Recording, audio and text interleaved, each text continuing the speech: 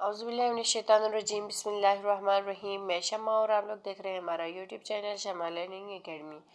Dear students, आज का हमारा टॉपिक है प्यूरिफिकेशन ऑफ वाटर, यानी पानी की सफाई के बारे में आज के टॉपिक में हम पढ़ेंगे, जिसमें हम पानी के फिल्ट्रेशन, प्यूरिफिकेशन और रिमूविंग जर्म्स के बारे में हम पढ़ेंगे। इससे पहले अगर आप लोग हमारे चैनल को सब्सक्राइब कीजिए, लाइक कीजिए और शेयर ज़रूर कीजिएगा। तो डियर्स, जैसे कि आप सब जानते हैं कि पानी ज़िंदगी की सबसे अहम ज़रूरत है।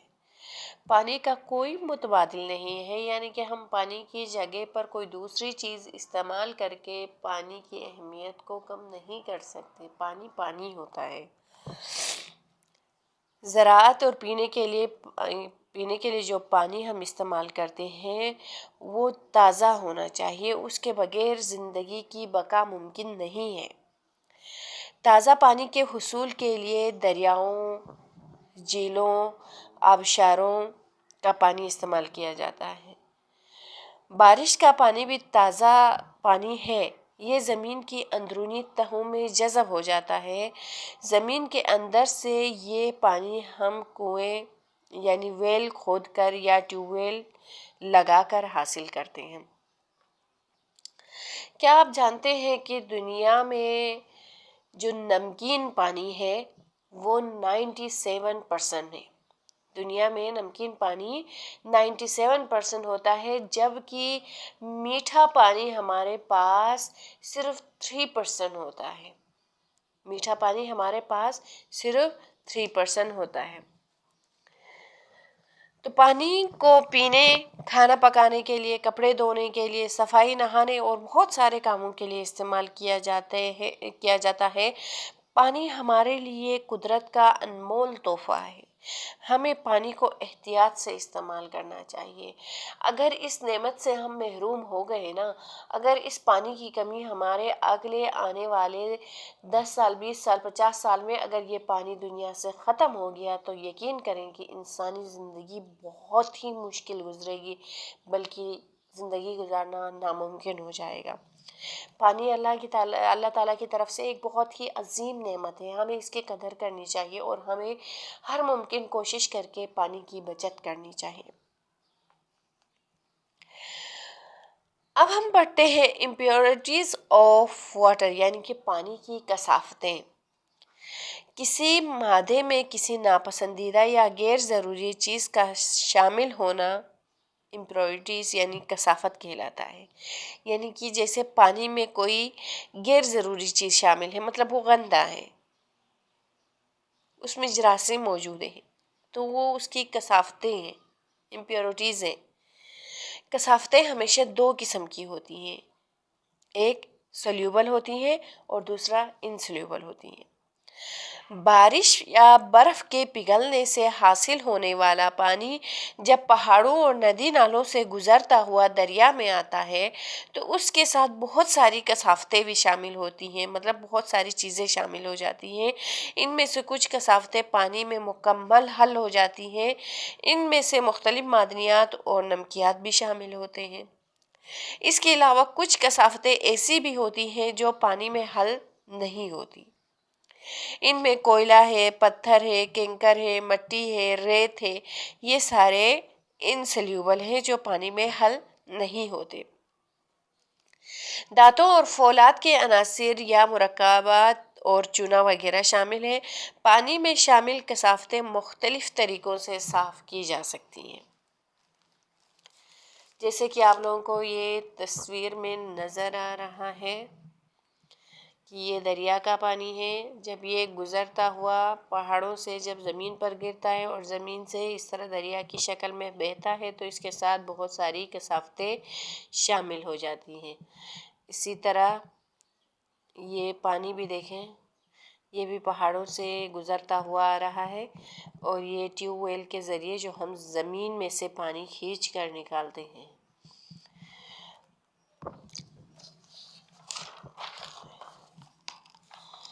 क्या आप जानते हैं कि अमल कशीद डिस्टिलाइजेशन के ज़रिए मुख्तलिफ پھولوں کے ارکیات حاصل کیے جاتے ہیں، مطلب جو ارک گلاب وغیرہ ہوتے ہیں جنہیں خوشبویات یعنی پرفیومز کی تیاری میں استعمال کیا جاتا ہے۔ اب ہم بات کریں پیوریفیکیشن آف انسلیوبل امپیورٹیز، یعنی کہ غیر حل پذیر کثافتوں کی صفائی، یعنی کہ پانی کے اندر جو چیزیں حل نہیں ہوتی ان کی صفائی ہم کیسے کریں۔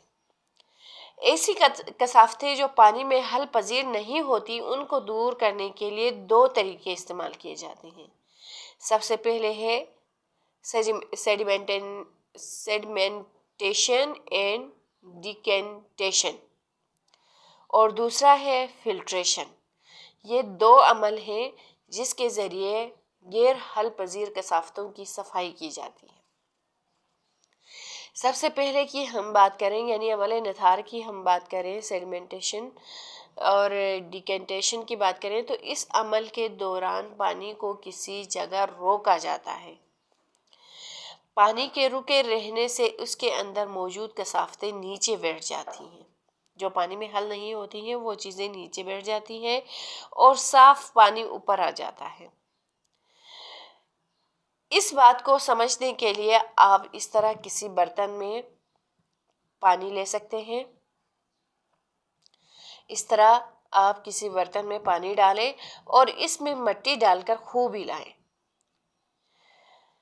اور چھوڑ دیں۔ کچھ دیر بعد آپ دیکھیں گے کہ مٹی نیچے بیٹھ جائے گی اور صاف پانی اوپر نظر آ جائے گا۔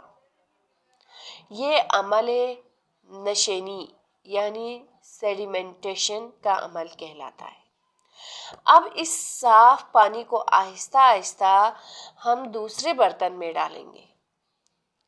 اس پانی کو آہستہ آہستہ دوسرے برتن میں اس طرح منتقل کریں گے کہ مٹی ساتھ نہ جائے۔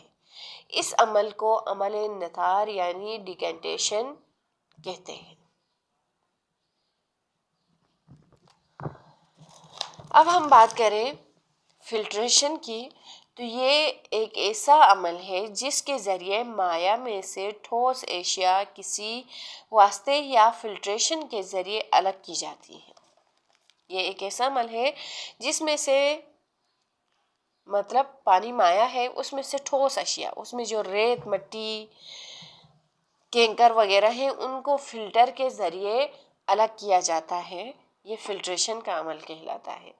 پانی میں موجود کچھ کثافتوں کے ذرات اتنے چھوٹے ہوتے ہیں کہ جنہیں عمل نتھار کے ذریعے علیحدہ نہیں کیا جا سکتا، انہیں عام چھلنی سے بھی علیحدہ نہیں کیا جا سکتا۔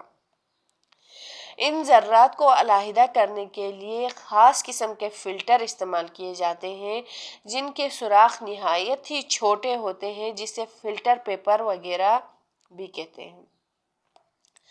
بعض صورتوں میں ململ کا کپڑا بھی فلٹر کا کام کرتا ہے۔ اس عمل کو سمجھنے کے لیے ہم ایک تجربہ کرتے ہیں کہ کسی برتن کے منہ پر آپ لوگ فلٹر پیپر رکھیے، جس طرح اس تصویر میں آپ لوگوں کو نظر آ رہا ہے۔ اس میں آپ لوگ کیا کریں گے،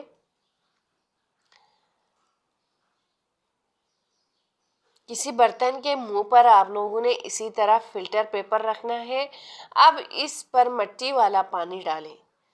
آپ دیکھیں گے کہ مٹی فلٹر پیپر پر رک گئی ہوگی اور پانی صاف ستھرا نیچے جمع ہونے لگے گا۔ تو اس طرح ہم پانی کو فلٹر کر سکتے ہیں۔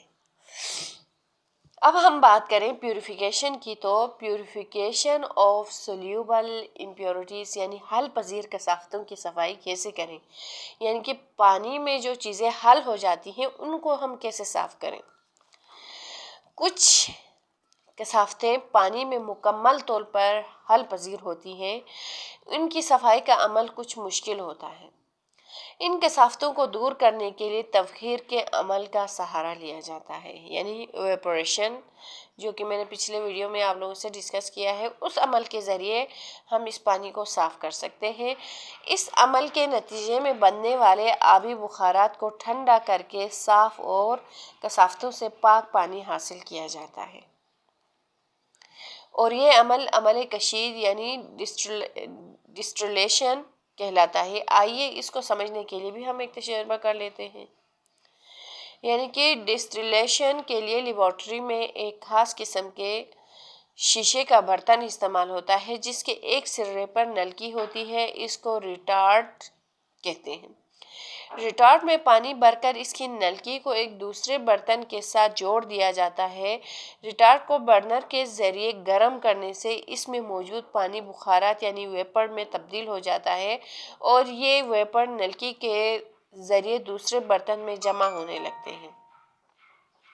جیسے کہ ہم سب جانتے ہیں کہ بخارات ٹھنڈے ہو کر پانی میں تبدیل ہو جاتے ہیں، لہٰذا اس برتن پر مسلسل ٹھنڈا پانی ڈالتے رہیں، یہ بخارات دوبارہ پانی میں تبدیل ہو جاتے ہیں۔ یہ پانی کثافتوں سے مکمل طور پر پاک ہوتا ہے۔ اس طرح حاصل ہونے والے پانی کو کشیدہ پانی یعنی ڈسٹلڈ واٹر کہتے ہیں۔ ڈسٹلڈ واٹر پینے کے لیے استعمال میں نہیں لایا جاتا اس پانی سے کیونکہ تمام معدنیات اور نمکیات نکل چکے ہوتے ہیں، اس لیے یہ پانی ذائقے میں اچھا نہیں ہوتا۔ اس پانی کو مختلف قسم کے کاموں میں استعمال کیا جاتا ہے، جیسے گاڑیوں کی بیٹریوں، صنعتوں، لیبارٹریوں اور مچھلیوں کے ایکویریم میں بھی استعمال کیے جاتے ہیں۔ اس کے علاوہ زخموں کی صفائی کے لیے بھی استعمال کیا جاتا ہے کیونکہ یہ جراثیم سے مکمل طور پر پاک ہو چکا ہوتا ہے۔